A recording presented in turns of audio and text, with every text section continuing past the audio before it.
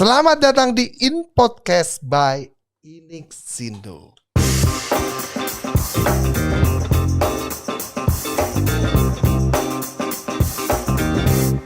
Perkenalkan, saya Hartono dan di sebelah saya ini ada master yang bernama Pak Ivik Arifin, CEO dari Inixindo. Bersyukur kita bisa hadir Pak Ivik di sini menemani teman-teman kita dalam In Podcast Inixindo.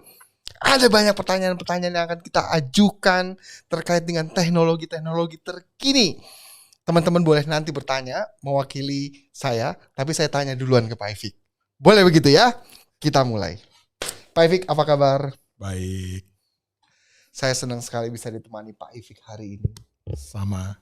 Karena Pak Ivik itu adalah salah satu idola saya. Waduh. Termasuk teman-teman saya yang ada di dunia IT lainnya. Pak Ivik ini merupakan teladan, merupakan guru, merupakan inspirator buat teman-teman yang ada di Amin. Kita aminin dunia aja. IT. Kita aminin aja.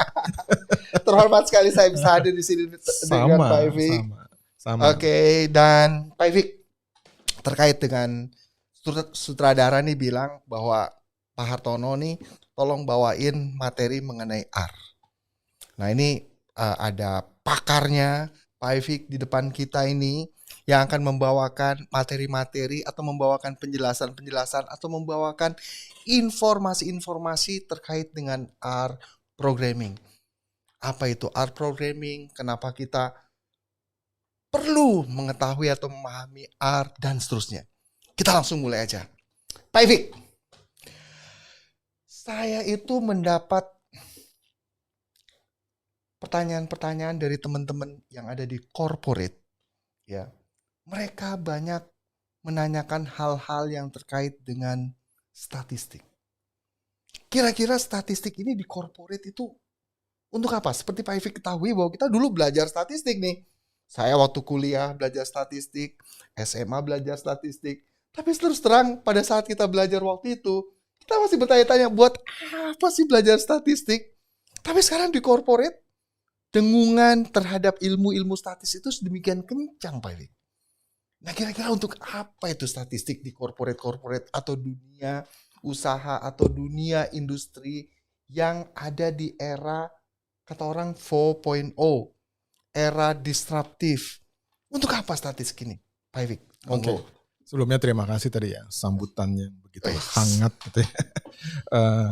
Sebetulnya gini, statistik itu satu ilmu kan, ilmu untuk membuat satu gambaran dari data mentah menjadi data dalam bentuk grafik yang lebih bisa dipahami. Data transaksi ya? Perusahaan Pak Ivik ya. Data apa aja sebenarnya yang bisa distatistikkan gitu ya.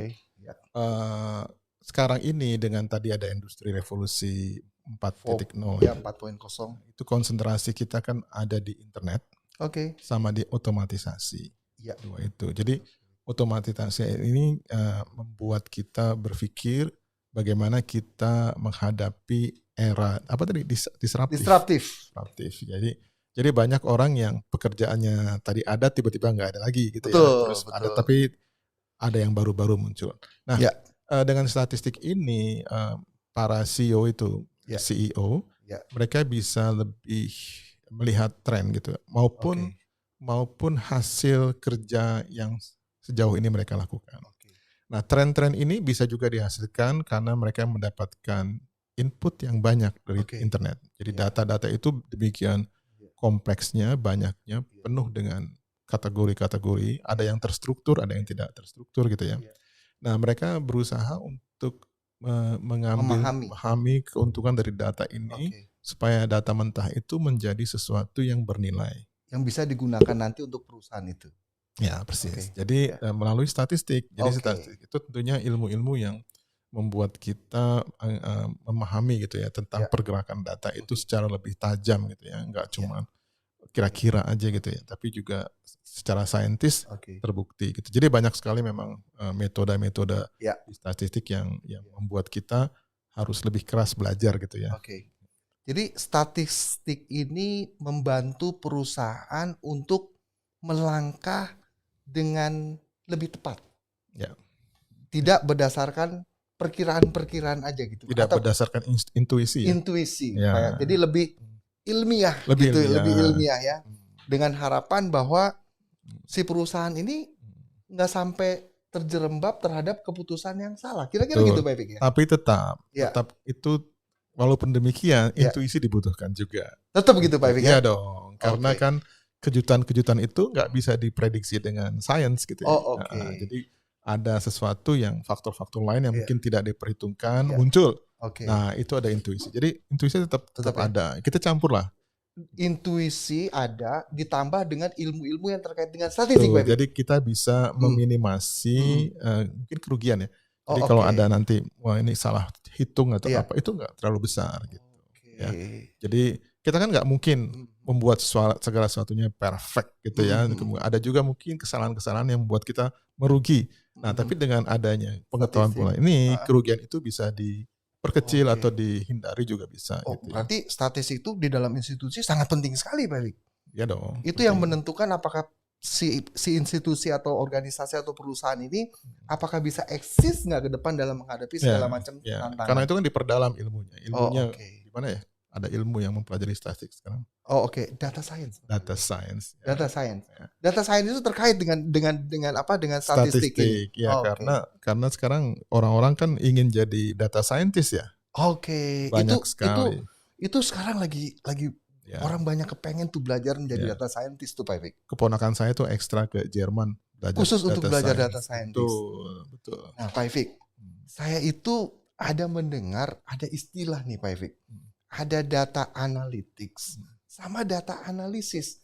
Menurut saya sih kayaknya sama-sama aja tuh Pak Epik. Ya, buat saya juga gitu. Oh gitu ya. Berarti kalau menurut Pak Epik gimana tuh Pak Epik? Jadi gini, kan kita tahu ini ada dua domain nih. Kita orang IT tau, bukan orang statistik. Betul. Orang statistik kan bilang, lu orang IT ngapain sih ikut-ikutan statistik? Itu kan domainnya gua nih. Jangan ikut-ikutan. Iya.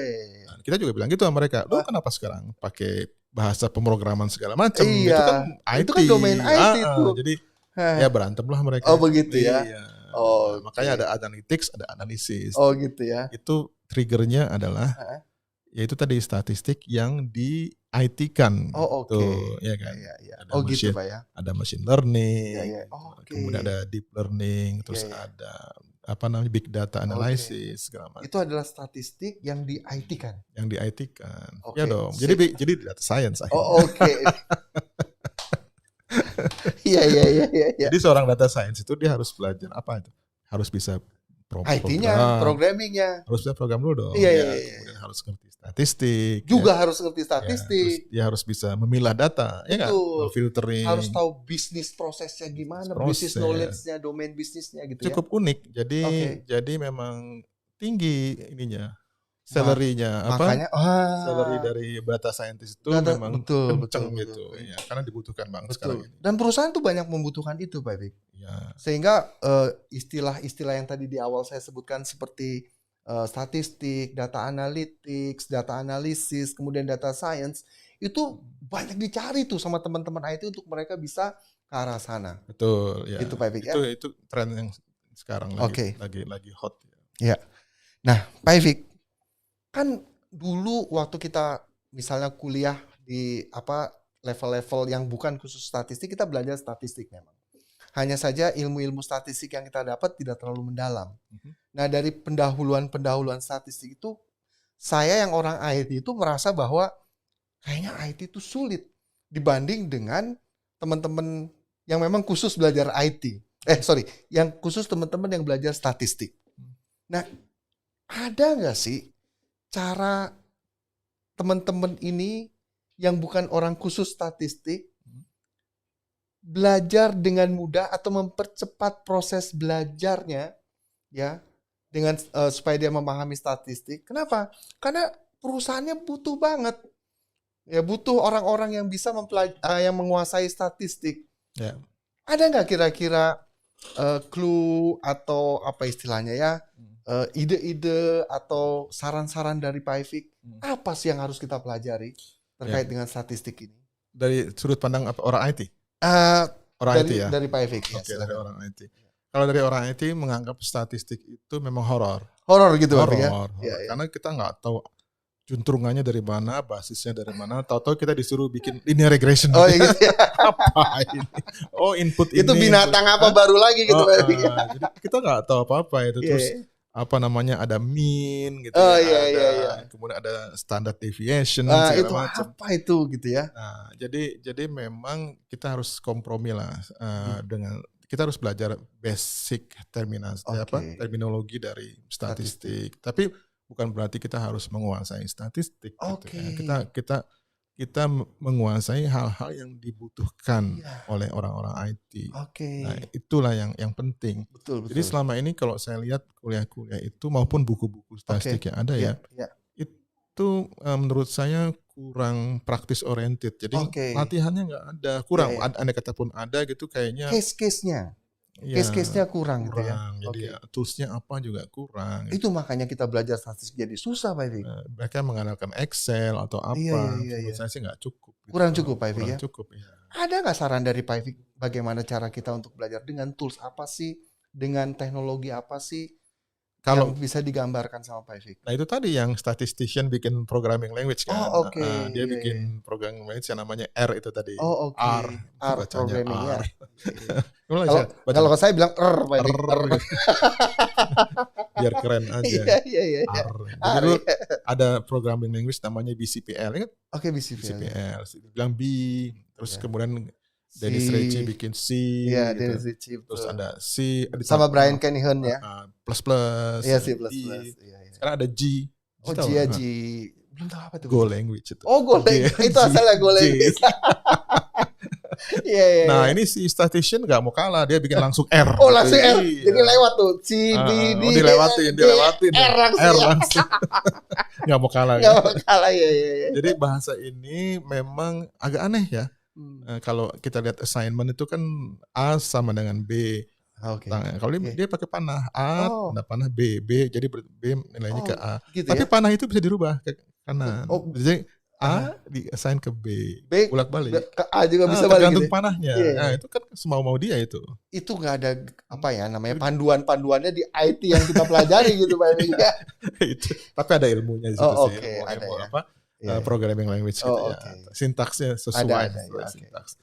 Oke aja. Cuma buat orang yang terbiasa dengan programming language yang standar itu agak susah untuk untuk masuk belajar ke sana ya. Yes, gitu. Jadi menurut saya sewaktu sekilas saya melihat R itu tadi itu kayak susah gitu. Kayak susah Pak. Kayak ya.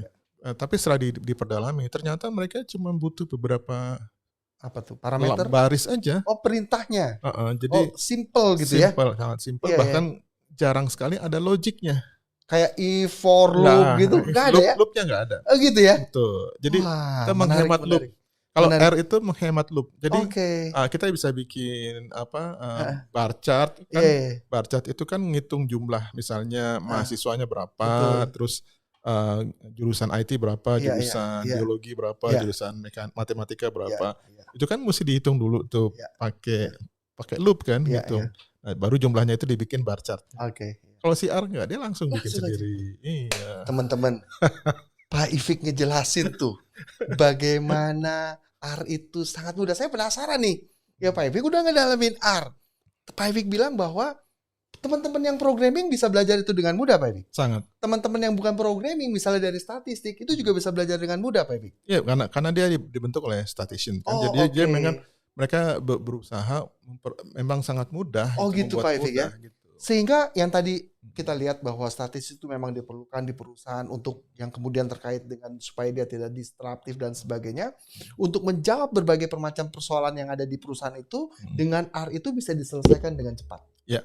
Begitu Pak. Dan untuk belajar R orang nggak perlu harus tahu bahasa programming. Programming harus. Jadi paling nggak logiknya dia tahu ya. Jadi kalau logik nggak tahu, if nggak tahu kan susah. Sedikit lah. Assignment menggunakan parameter di sebuah fungsi itu juga penting. Kan di IT ada object oriented segala macam. Jadi harus seperti itu Pak. Harus begitu. Nah teman-teman, saya sudah mendapatkan gambaran tuh mengenai R. ternyata R ini kalau kita pelajari itu mudah nih. Dan itu bisa membantu kita menjawab atau menyelesaikan hal-hal yang terkait dengan statistik. Si R-nya ini cukup dengan menggunakan beberapa perintah yang tidak terlalu panjang, betul Pak Fik ya? Kita akan bisa menyelesaikan berbagai pertanyaan-pertanyaan atau hal-hal yang terkait dengan statistik. Betul gitu Pak Fik ya? Betul. Oke Pak Fik. Terutama gini, Ton, saya tambahkan ya. Kita kan bicara visualisasi data tuh. Visualisasi data, betul Pak. Dari data mentah, kemudian menjadi data grafik yang bisa dilihat atau dipahami dengan mudah. Terutama CEO-nya Pak Evik. Iya. Yang dia nggak ngerti barangkali statistik lebih detail. Dia kan dan dia bukan programming gitu ya. Maunya ngelihat grafiknya aja. Kan? Betul. Daripada ngelihat angka-angka yang pusing Pak Evik. Grafik ini kita bisa bermain gitu dengan exercising, dengan mengubah kategori-kategori. Misalnya kita buat statistik berdasarkan gender, laki perempuan. Kita bisa bikin statistik berdasarkan kelulusan, tingkat kelulusan. Jadi kategori-kategori ini dengan sangat mudah bisa dipermainkan gitu. Kalau orang bilang katanya roll and dice. Apa itu? Itu dia ngutak-ngatik datanya gitu. Ya pivot mau dipilih apa, komponen kategori-kategori terhadap apa gitu ya. Ngobrek-ngobrek gitu. Iya, ngobrek-ngobrek. Roll and dice apa ya gitulah kira-kira istilahnya. Jadi memang surprise sebetulnya bahwa R ini justru membuat kita mudah membuat grafik gitu, visualisasi grafik dengan library yang ada di dalamnya. Nah, library yang terkenal saat ini itu ggplot, namanya ggplot. ggplot gitu Pak ya. ggplot. Itu ada grammarnya, ada tata bahasanya. Jadi mereka membuat grafik dengan tata bahasa. Seolah-olah dia bikin surat cinta gitu Pak. Sebetulnya artinya grammar itu ada layer, layer di atas layer ada layer lagi. Jadi mereka bisa menumpuk gambar-gambar itu secara mudah. Sehingga modifikasi gambar sesuai dengan kebutuhannya itu menjadi lebih mudah gitu Pak. Kemudian ada estetika gambar. Mereka mau estetika yang seperti apa? Iya. Oh, dibikin norak juga bisa. Warna-warnanya dibuat apa? Norak banget gitu kan. Tapi mungkin kalau orang senangnya begitu ya silakan gitu ya. Tapi intinya adalah mudah gitu. Buat hal seperti itu nggak perlu lagi harus berbulan-bulan kita belajar. Gitu. Itu beberapa hari. Nah, Pak Evik, tadi kita sudah mendengar kelebihan-kelebihan dari R. Kemudian betapa R itu bisa dipelajari dengan mudah oleh teman-teman yang backgroundnya berbeda-beda. Baik dia backgroundnya IT maupun apalagi backgroundnya adalah statistik. Kan gitu Pak Evik ya? Nah, kemudian kalau kita lihat apakah atau si R ini terkait dengan data science-nya itu di mana Pak Evik? Tentunya data science itu apa sih?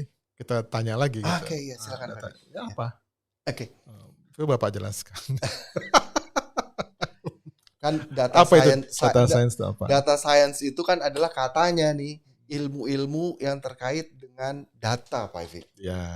Nah, apakah si R ini misalnya nih contohnya kalau kita lihat saya tahu ada data-data yang structure, yang unstructured, yang disimpan ke dalam suatu media yang besar, katakanlah namanya big data. Apakah si R itu bisa mengkonsumsi data-data yang terstruktur, misalnya dari data-data transaksi seperti Postgre, MySQL, maupun data-data yang diambil dari hasil informasi-informasi yang ada di dalam sosial media atau online online berita news, online news. Nah, apakah dia bisa mengambil data-data itu dari sana? Sebenarnya kalau bisa sih bisa aja ya. Tapi kekuatan dari R bukan di situ. Gitu Pak Evik ya. R di visualisasi data yang kita bisa membuat variasi yang banyak sekali gitu ya. Jadi jenis grafik itu ada ratusan tuh. Mulai dari bar chart, pie chart segala macam. Kita nggak pernah tahu, ada banyak sekali ya jenis-jenis grafik yang kita bisa eksplorasi di situ. Nah, kalau big data itu kadang-kadang ya mungkin karena dia erat kaitannya sama database, kita biasanya pakai Oracle atau MySQL, Postgre, MariaDB. Di situ ada sih konversinya gitu ya, dari big data itu dikonversi langsung ke R. Oke. Nah, di R sendiri itu ada deployer, itu ada tidyverse namanya. Ya. Dia memfilter data, memilah data. Semacam library gitu Pak Erik? Iya, library. Semacam library ya? Library yang digunakan untuk cleaning. Cleaning data. Jadi kita nggak mungkin lah mengolah data yang demikian banyaknya. Kita harus pilah-pilah dong. Betul. Gitu. Berdasarkan apa kita milihnya. Nah itu R punya library seperti itu. Jadi sebenarnya kalau dilihat dari jadi apa namanya infrastruktur yang ada di R itu lengkap. Library-nya banyak sekali, komunitasnya juga banyak sekali ya. Sehingga kalau kita mau mencari hal-hal yang spesifik tertentu, kita bisa nyemplung ke komunitas tuh Pak Erik ya. Untuk karena gini, kita kan juga kalau kita bicara penelitian, ya orang membuat penelitian, research gitu ya. Itu sepertinya paling cocok pakai R gitu. Gitu Pak Erik. Karena datanya itu sangat sophisticated. Kita penampilan grafiknya itu betul-betul profesional dan diakui dunia gitu loh. Oh ini memang bahasa yang dikhususkan untuk statistik. Jadi untuk para peneliti ini welcome banget. Begitu ya. Ketimbang dia cuma pakai Excel atau Power BI gitu ya, atau Matplot atau apa banyak yang lain. Betul. Tableau gitu ya. Tableau. Pak Erik, gini Pak Erik, kan di dunia statistik nih Pak Erik, ya ada Pak Erik tadi udah jelasin mengenai R programming. Tetapi ada juga nih pemain lain juga yang namanya Python Pak Erik. Ular. Dia ular masuk dia. Cocok sama Harto sama ular. Nah, boleh nggak saya mendapatkan gambaran dari Pak Erik ya? Apa perbedaan antara R dengan Python? Apakah mereka saling mengisi atau saling berkompetisi? Silakan Pak Erik. Menurut saya gini, pertama yang terbaik adalah yang Anda kuasai. Jadi kalau Anda kuasai Python, pakailah Python gitu ya. Kalau Anda kuasai R, pakai R. Pertama itu dulu. Pertama itu dulu ya. Jadi tools itu pada prinsipnya mungkin tujuannya sama gitu ya. Walaupun caranya berbeda-beda. Jadi kalau Anda misalnya masih suka programming dengan PHP, silakan. Gitu. Kenapa harus pindah gitu ya. Kalau bisa menampilkan grafik dengan PHP, kenapa harus pindah ke Python? Misalnya, jadi itu prinsip dulu. Jadi gunakanlah sesuatu yang kita benar-benar comfortable. Kita kuasai gitu. Tapi kan dunia nggak berhenti sampai di situ gitu ya. Dengan adanya perubahan-perubahan kayak IoT, Internet of Things segala macam. Itu tentunya programming itu ininya trennya berubah. Dan kalau kita lihat tren terakhir di Google Trend ya. Saya melihat tren R itu di atas Python. Gitu Pak Erik ya? Nah itu bisa jadi sementara sifatnya gitu ya. Nah tapi apa yang Python lakukan, sebenarnya Python itu inkarnasi dari programming language C kayak yang dulu-dulu gitu kemudian dia banyak digunakan untuk science, untuk mining, untuk perusahaan minyak. Jadi saya ingat saya pernah ngajar Newmont. Newmont. Newmont itu di mana sih? Di Sumbawa. Itu fasilitas bagus banget. Dulu masih ada, sekarang masih ada nggak tahu. Kayaknya udah ditutup Pak. Jadi di situ saya pertama kali ngajar Python, udah lama banget gitu. Dan mereka punya setumpuk problem dengan Python itu, karena memang nggak ada yang bisa Python di sana. Belum populer lah, orang-orangnya nggak ada kali. Jadi mereka ngundang saya untuk memecahkan masalah mereka itu. Mestinya konsultan itu bukan pengajar ya. Bukan instruktur. Dibayarnya lebih murah. Murah banget gitu. Pinter mereka. Nah, saya lihat di situ memang Python itu sudah populer di kalangan. Padahal udah lama tuh Pak Erik ya. Terutama di perminyakan itu kan besar ya, dan mereka modalnya juga gede. Jadi datanya juga besar pasti. Datanya besar. Jadi itu populernya mulai dari situ. Dan kemudian sekarang ini dia dipakai di machine learning, di Arduino juga dipakai di Internet of Things ya. Itu ada Python, ada C gitu ya. Jadi Python ini memang simple, tapi lebih simple R. Gitu Pak Erik ya. Wah, saya penasaran. Karena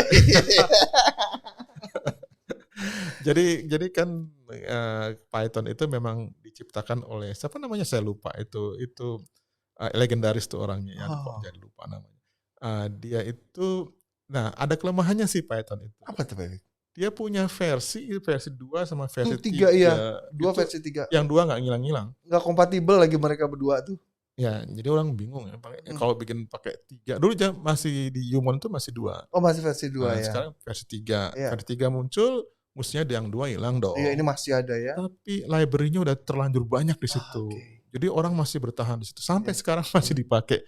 Nah, menurut saya ini nggak bagus gitu ya. Nggak bisa konsentrasi ke satu versi aja gitu. Seperti R sekarang udah masuk versi 4 gitu. Jadi menurut saya memang dua-duanya sih bagus ya. Artinya itu kembalikan lagi di awal, pilihan kita tuh mana yang lebih comfortable gitu Pak Ifik. Betul. Ya. Terutama juga komunitas ya, mempengaruhi. Komunitas mempengaruhi mana yang lebih kuat gitu ya. Karena mereka itulah yang menyediakan library. Jadi kalau kita mau masuk ke dunia-dunia yang lebih spesifik, itu tergantung sekali atas library yang disiapkan gitu. Betul Pak Ifik. Masa kita mulai dari nol lagi? Nggak mungkin. Ya kan? Yang udah ada itu kita manfaatkan. Dan Python maupun R itu open source. Betul Pak Ifik. Ya, jadi kita nggak usah bayar makanya gitu. Iya. Itu merupakan suatu keuntungan juga tuh Pak Ifik ya. Open source. Iya. Oh, Power BI bayar? Bayar dong. Iya, walaupun katanya gratis tapi bajakan tapi. Jangan gitu dong. Gitu Pak Ifik. Iya. Oke teman-teman, tadi Pak Ifik sudah menjelaskan mengenai R dan kemudian saya juga bertanya mengenai Python. Teman-teman juga pasti tahu apa itu Python dan kemudian ada perbandingan di sana. Tapi intinya Pak Ifik bilang bahwa mana yang lebih comfortable, mana yang lebih nyaman buat kita. Dan kemudian tentunya mereka masing-masing berubah sesuai dengan aktivitas komunitasnya. Nah, jadi teman-teman silahkan pilih ya, mau Python atau R. Tapi dalam hal ini Pak Ifik secara spesifik bilang R itu lebih mudah secara penulisan code-nya atau cara melakukan proses atau menggunakannya. Kira-kira gitu betul. Ya, terutama untuk statistik. Ya. Terutama untuk statistik. Nah, sekarang Pak Ifik, kita sudah melihat, mendengar penjelasan dari Pak Ifik mengenai R. Kalau boleh saya tahu Pak Ifik, apa sih kelebihan Inixindo? Tentunya Inixindo menyediakan training-training yang khusus atau terkait dengan R Pak Ifik. Ya. Kalau boleh saya tahu, kenapa orang-orang mesti belajar di Inixindo Pak Ifik untuk R ini? Mesti sih enggak. Cuma harus aja. Jadi gini. Jadi gini. Kita membuat satu ruang belajar khusus untuk R ini. Di mana cara belajarnya itu berbeda dengan online learning yang lain. Kalau kita mau belajar R di internet tuh banyak sekali. Ya. YouTube, community. Ya. Tapi nggak mudeng lah. Artinya kita mesti betul-betul konsentrasi penuh. Terus kalau mau bertanya juga susah gitu ya. Iya. Nah, kita ingin berusaha untuk memudahkan proses belajar ini. Nah, di RBX ini, ruang belajar Inixindo, kita menyediakan fasilitas belajar yang menurut kita lebih baik, yaitu dengan menampilkan video singkat, kemudian pembahasan, kemudian ada kerja kolaborasi, di mana kita bisa berdiskusi. Ya. Karena pada prinsipnya belajar itu baru belajar kalau kita menyatakannya dengan suara. Jadi kalau kita belajar tapi kita diam aja, itu kayaknya belum tentu belajar. Belum tentu ya. Saya tahu tuh Pak Ifik. Apa tuh? Pak Ifik ngomong ini karena Pak Ifik udah doktor dan mengenai teknologi pendidikan. Jangan gitu dong. Saya dengar Pak Ifik dokter itu adalah khusus memang untuk hal ini Pak Ifik. Betul Pak Ifik ya? Enggak, ya waktu itu teknologi pendidikan. Disertasinya memang di teknologi pendidikan. Saya punya suhu-suhu banyak. Gitu ya. Jadi Pak Ifik kemudian menerapkan ilmu itu untuk membuat teman-teman yang ingin belajar sesuatu di Inixindo apapun, dalam hal ini khususnya R, itu akan menjadi lebih efektif Pak Ifik ya. Mudah-mudahan. Ya, begitu ya. Artinya secara teknologi itu Pak Ifik udah mempersiapkannya gitu Pak Ifik ya. Ini secara pedagoginya ya. Secara pedagoginya. Kita coba dengan pola yang lain gitu. Nah teman-teman, jadi kalau teman-teman mau belajar secara lebih efektif dan lebih cepat untuk bisa belajar, datang tanya ke Pak Ifik. Pak Ifik, saya mau ikut belajar mengenai apapun, apakah R atau apapun. Nanti teman-teman Inixindo bisa membantu teknologi apa saja yang sudah disiapkan dengan model RBX ini Pak Efik ya. Betul. Nah, silakan dicoba. Python juga ada. Oh, Python juga ada Pak Efik ya. Ada. Oke. Berarti dengan menggunakan metodologi, betul Pak Efik ya, yang sudah disiapkan khusus untuk Inixindo RBX ini, bedanya dengan yang sudah disebutkan Pak Efik, ada YouTube, ada lain sebagainya, itu membantu teman-teman secara lebih efektif dan efisien memahami materi yang diberikan. Ya. Betul gitu Pak Efik ya? Betul. Teman-teman, jangan percaya sama Pak Efik. Kenapa? Teman-teman harus coba tuh datang. Coba sendiri. Karena Pak Efik ini kan yang punya Inixindo. Jadi enak aja bilang. Iya kan? Supaya teman-teman datang. Kalau bilang jangan percaya, teman-teman datang ke Inixindo. Betul Pak Efik ya? Betul. Tantang Pak Efik ya? Silahkan gitu datang ke Inixindo. Iya kan? Ya. Oke. Tanya-tanya. Ya, tanya-tanya dan kemudian mencoba juga dong Pak Efik ya. Jadi tanya-tanya, coba-coba gitu ya. Jadi dah tuh ya. Nah, Pak Efik, kira-kira Pak Efik, kiat-kiat apa sih supaya orang tuh bisa cepat belajar R selain dari RBX ini?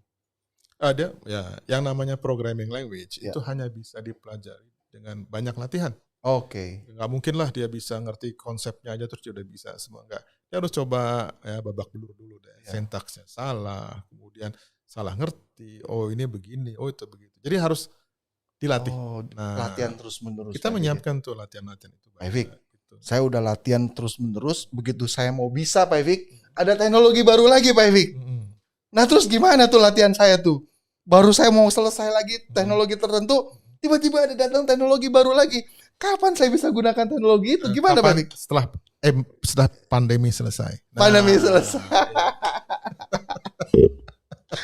Oke teman-teman, kita berterima kasih sekali kepada Pak Efik ya, bahwa pandangan-pandangan beliau, apa tadi yang terkait dengan R, kemudahan-kemudahannya, apa maksud dan fungsinya yang kemudian nanti digunakan di perusahaan, sehingga kita nanti bisa di dalam perusahaan itu menjadi lebih efektif dan efisien gitu Pak Efik ya. Sehingga dia bisa mengatasi disruptif teknologi di era industri 4.0 gitu Pak Efik ya. Nah, tetapi tadi Pak Efik bilang promosi RBX katanya bagus, lebih efisien. Yang saya bilang jangan percaya tuh. Betul. Artinya apa? Teman-teman harus buktikan, datang ke Inixindo, ya datang lihat. Setahu saya itu bisa dilaksanakan kalau di training Inixindo kan cuma paling banyak 20 orang Pak Efik. Apalagi di masa pandemi ini jumlah kapasitasnya nggak boleh 100%, 50% atau 25%. Nah, dengan RBX ini kalau jumlahnya 100 atau lebih dari 10 bisa nggak itu Pak Efik? Bisa dong. Bisa gitu ya? Bisa. Virtual kan? Oh, jadi orang itu bisa melaksanakannya secara dari rumah gitu ya. Nggak perlu datang tanpa dibatasi sama kapasitas. Gitu ya? Macet jalan. Saya di Irian bisa Pak Efik? Bisa. Saya lagi di Makassar bisa Pak Efik? Bisa. Jangankan di Paris juga bisa. Oh, di Paris juga bisa. Luar biasa teman-teman. Jadi RBX ini melepaskan dimensi ruang Pak Efik ya? Dimensi ruang ya? Dimensi ruang. Dimensi waktu juga Pak Efik. Karena waktu di Paris kita di sini jam 9, di Paris mungkin jam berapa tuh? Jam malam. Itu ada e-learningnya juga. Jadi bisa diulang. Oh, jadi kalau saya belajar training di Inixindo yang kelas biasa atau di tempat khusus tempat biasa, waktu saya mau ngulang itu kan nggak ada rekamannya Pak Efik, kecuali catatan yang saya buat. Tapi dengan RBX ini apa yang sudah dikemukakan oleh si presenter atau si penyaji materinya, itu bisa diulang lagi Pak Efik ya. Tentunya teman-teman akan bisa mendapatkan penjelasan atau pemahaman yang lebih baik terhadap materi yang diberikan. Oke, saya rasa terima kasih waktunya Pak Efik. Sama-sama Pak Hartono. Teman-teman, terima kasih atas apa yang sudah Pak Efik berikan dan teman-teman perhatikan ke kita. Semoga ilmu-ilmu yang diberikan Pak Efik bermanfaat buat kita semua. Ya, Assalamualaikum warahmatullahi wabarakatuh. Kompeten.